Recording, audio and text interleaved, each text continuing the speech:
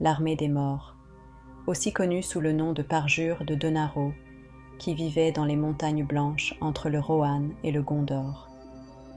Pendant le Deuxième Âge, ils ont juré de prêter leur aide à Isildur contre Sauron.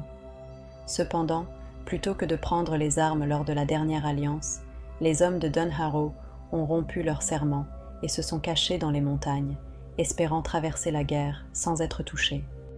Ainsi, Isildur les a maudits.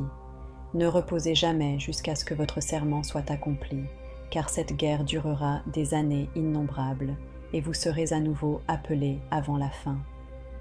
Alors, vous êtes-vous déjà demandé, après avoir vu les morts de Dunharrow vaincre facilement les armées de Mordor sur les champs du Pelennor, pourquoi Aragorn ne les a pas emmenés à Mordor pour aider dans la bataille finale contre Sauron?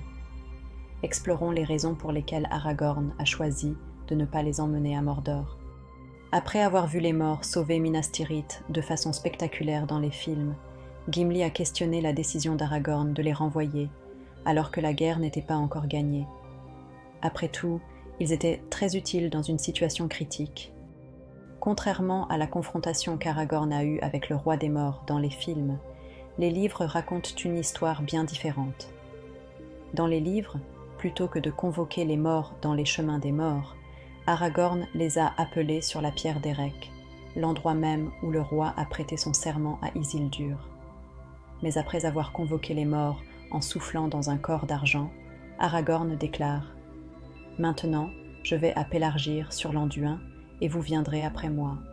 Et lorsque toute cette terre sera purifiée des serviteurs de Sauron, je considérerai vos serments accomplis, et vous aurez paix et repos pour toujours. » Remarquez comment il ne mentionne pas de nettoyer le Mordor ou même la terre du milieu des forces de Sauron. Seulement que les terres autour de Pélargir doivent être libérées des forces de Sauron pour accomplir leur serment. En plus du fait qu'Aragorn soit un homme honorable qui tient parole, il y a aussi d'autres raisons que le film n'a pas développées. Tout d'abord, il faut se rappeler que l'armée dépeinte dans les films n'était pas fidèle à l'armée des morts, écrite par Tolkien dans les livres. Dans le film, il semblait que les morts arrivaient au champ du Pelennor et éliminaient chaque orc en vue, ainsi que quelques Mumakil pour faire bonne mesure. Pourtant, dans les livres, l'armée des morts n'a même jamais atteint la bataille. Quand Aragorn est arrivé à la bataille, naviguant sur les navires capturés des corsaires, il était accompagné de la Compagnie Grise, composée des Dúnedain, des fils d'Elrond et des hommes des régions méridionales du Gondor, y compris les esclaves libérés des navires corsaires capturés. Aragorn n'a utilisé l'armée des morts que pour vaincre les armées de Sauron qui étaient rassemblées à Pélargir.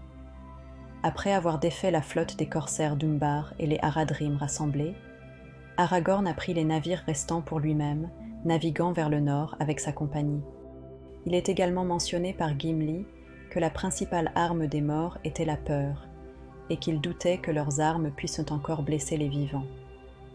Des épées pâles furent dégainées, mais je ne sais pas si leurs lames mordraient encore, car les morts n'avaient eu plus besoin d'aucune arme à part la peur. Personne ne pourrait y résister. Ils vinrent à chaque navire qui était amarré, et ensuite ils passèrent sur l'eau vers ceux qui étaient ancrés. Et tous les marins furent pris d'une terreur folle et sautèrent par-dessus bord, sauf les esclaves enchaînés aux rames. Avant la fin de ce jour sombre, aucun ennemi n'était resté pour nous résister. Tous étaient noyés ou fuyaient vers le sud dans l'espoir de retrouver leur propre terre à pied. La peur, semble-t-il, était la principale arme des morts, et ils n'avaient aucun moyen d'infliger de réelles blessures aux vivants. Avant de nous demander pourquoi Aragorn n'a pas emmené l'armée à Mordor, nous devons d'abord nous demander pourquoi il ne les a pas emmenés au champ du Pelennor pour sauver Minas Tirith assiégée. Encore une fois, Gimli nous donne un aperçu des raisons. Mes défenseurs et ennemis abandonnèrent la bataille et s'enfuirent à notre arrivée, criant que le roi des morts était sur eux. Il est important de reconnaître que l'armée avait un effet terrifiant sur les hommes des deux camps. Les soldats du Rohan et du Gondor auraient sans doute pris les soldats morts pour des ennemis et des serviteurs de Sauron, et auraient également fui le champ de bataille, causant panique et chaos dans leurs rangs, augmentant ainsi leurs chances de défaite.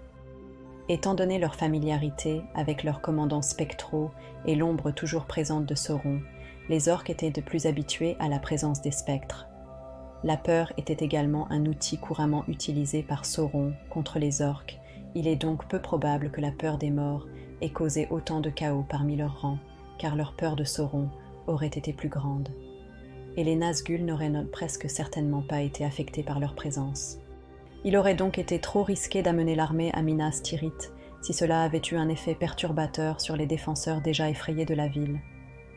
En plus de témoigner de l'effet que les morts avaient sur les hommes, l'écriture de Tolkien révèle également leur effet sur les chevaux. Dans les livres, nous voyons la compagnie grise emmener leurs chevaux à travers les chemins des morts. Et en effet, l'amour que les chevaux des rôdeurs portaient à leurs cavaliers était si grand qu'ils étaient de prêts à affronter la terreur de la porte, si le cœur de leur maître était ferme alors qu'ils marchaient à leur côté. Mais Harod, le cheval du Rohan, refusa le chemin et resta debout, en sueur et tremblant de peur, ce qui était douloureux à voir. Harod fut finalement persuadé d'entrer après quelques mots persuasifs de Légolas.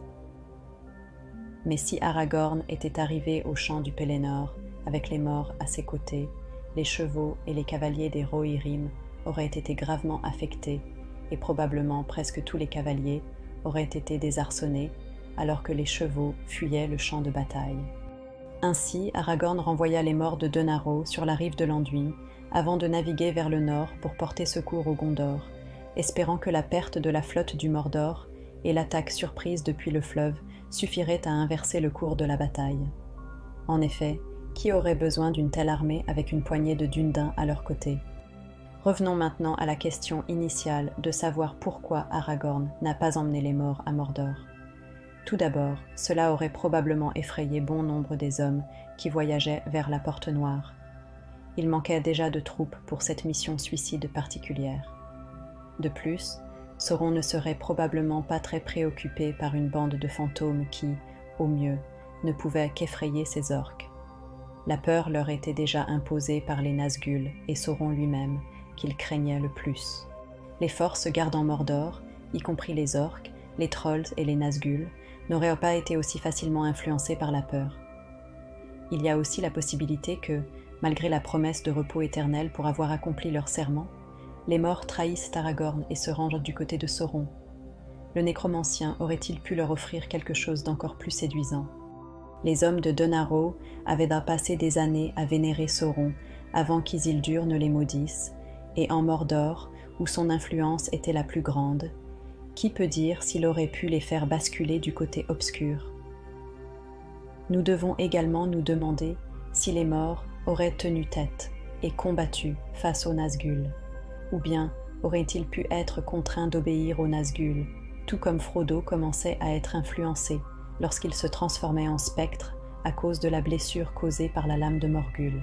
Ainsi, la décision d'Aragorn de ne pas emmener les morts de Denaro à Minas Tirith, puis à Mordor, était probablement une décision sage, et tout semble s'être bien terminé. Faites-moi savoir dans les commentaires ci-dessous si vous auriez emmené l'armée des morts à Mordor. Merci d'avoir regardé jusqu'ici, et si vous n'êtes pas encore abonné, pensez à cliquer sur le bouton ci-dessous.